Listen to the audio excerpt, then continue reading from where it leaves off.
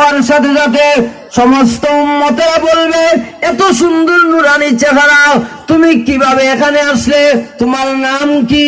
তখন তিনি বলবেন, আনা জিবরাইল, আমি জিবরাইল।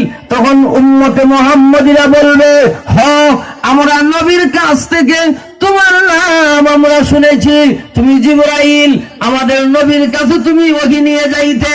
ও জিবরাইল, শুনো, আমাদের একটা সংবাদ আমাদের নবীর কাছে গিয়া তুমি পৌঁছাইয়া দিবে।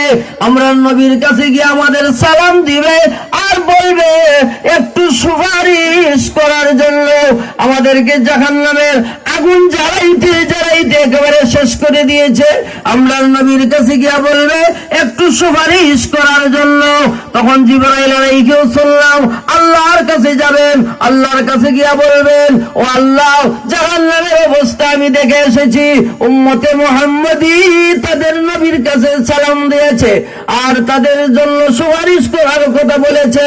তখন জিবরাইল আলাইহিস সালামকে আল্লাহ বলবেন, যাও নবীর কাছে গিয়া সালাম দিয়ে আসো আর সংবাদ পৌঁছাই আসো।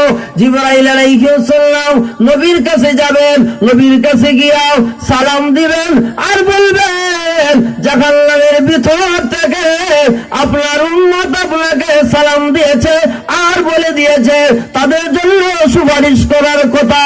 তখন আল্লাহর নবী, বিশ্ব নবী রাহমাতুল লিল আলামিন সিজদায় পড়ে যাবেন, সিজদায় পড়ে গিয়া বলবেন, প্রভু, অনেক শাস্তি দিয়েছ, নামাজ পড়ে নাই আমার উম্মত গুলারে শাস্তি দিয়েছ, রোজা রাখে নাই শাস্তি দিয়েছ, ঘুষ খেয়েছে শাস্তি দিয়েছ, সুদ খেয়েছে শাস্তি দিয়েছ, আল্লাহ যথেষ্ট শাস্তি দিয়েছ।